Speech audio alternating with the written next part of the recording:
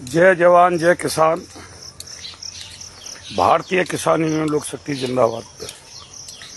साथियों, आज मैं नफरत की राजनीति पर दो शब्द कहना चाहता हूं। कमेंट में अपनी बात जिसकी जो समझ में आए कमेंट में बताना, और जिसको अच्छी लगे वो आगे शेयर करना। जब हमारा देश आज़ाद हुआ था सन 1947 में, क्या उससे पहले हिंदू मुस्लिम में नफरत थी? नहीं थी। हिंदू मुस्लिम दोनों भाइयों ने, सिखों ने, सभी ने मिलकर के देश को आज़ाद कराया, कंधे से कंधा मिलाकर के लड़े। जैसे ही देश आज़ाद हुआ, वोट की राजनीति ने,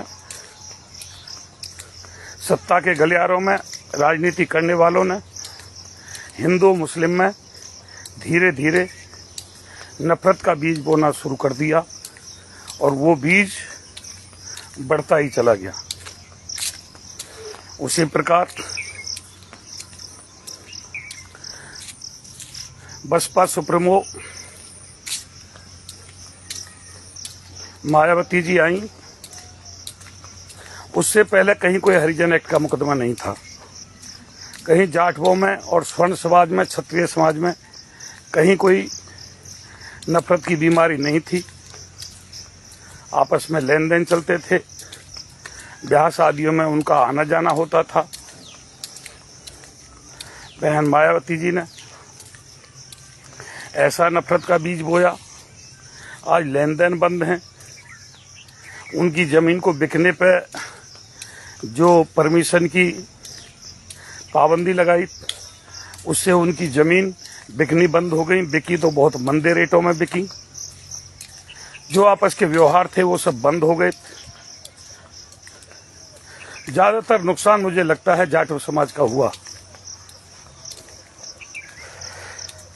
कहीं कोई आपसदारी में उनका काम निकल जाता था, समझदार लोगों ने लेन देन बंद कर दिया, क्योंकि लेन देन हुआ तो उसमें मुकदमे लिखे गए, तो आदमी ने लेना देना बंद कर दिया। जमीन उनकी मंदे में बिकी।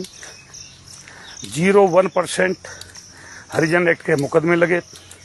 आपस में द्वेष भावना पैदा हुई। धीरे धीरे जैसे ही जाटव समाज समझा बसपा सुप्रीमो मायावती जी से हटना शुरू हुआ, तुरंत एक चेहरा और आया,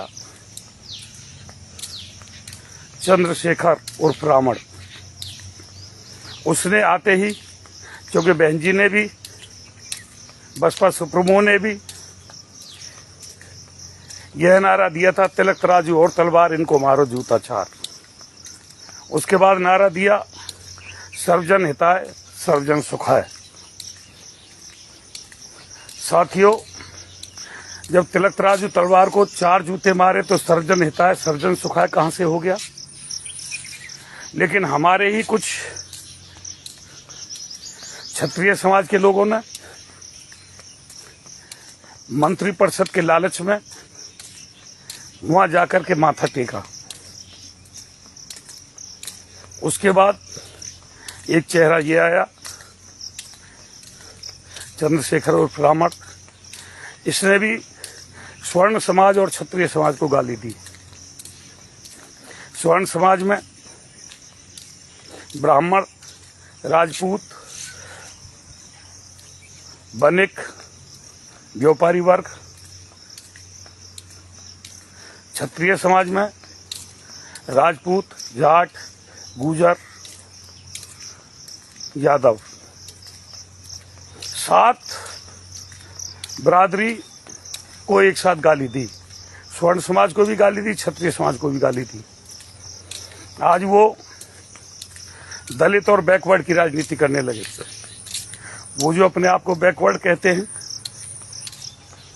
जाट समाज जो पिछड़ा वर्ग कहते हैं अपने आप को, या गुजर बरादरी, क्या वो क्षत्रिय समाज में नहीं आते? क्या वह गाली उनको नहीं मिली? एक वोट की राजनीति में आज कुछ हमारे किसान नेता भी उन सारे शब्दों को भूल गए हैं जो देश में नफरत पैदा करने का बीज बोते हैं। आज हमारे कुछ साथी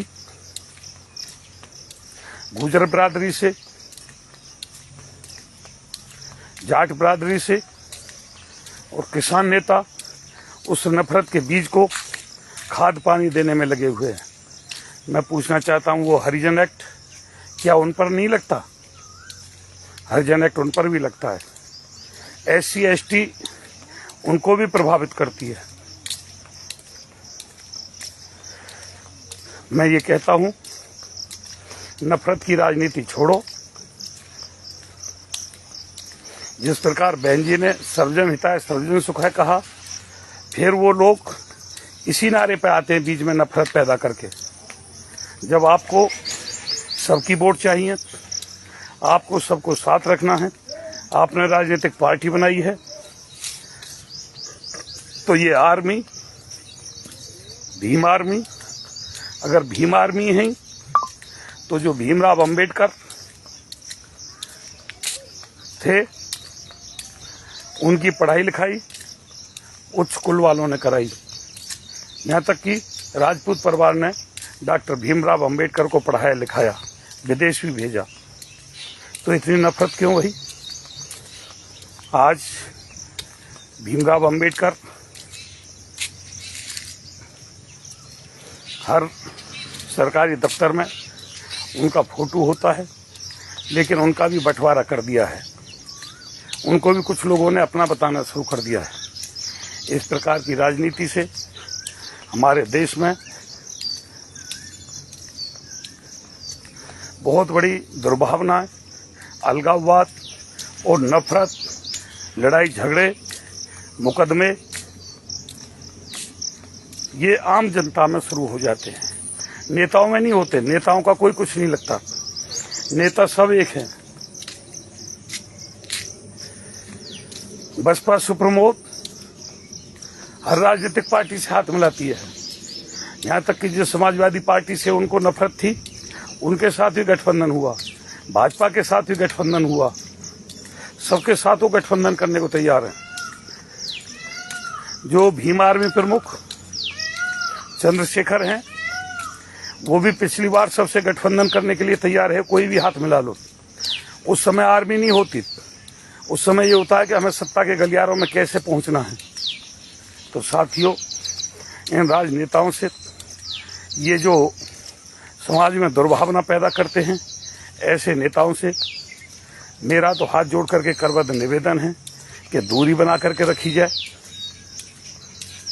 धन्यवाद। जय हिंद, जय भारत। थोड़ा कहना, अधिक समझना। थैंक्स। भारतीय किसान लोक शक्ति। धन्यवाद। जिसको मेरी बात अच्छी लगे वो आगे शेयर करना। जो मेरी बात से असहमत हो उनके लिए मेरा कोई कहना कुछ नहीं है। धन्यवाद।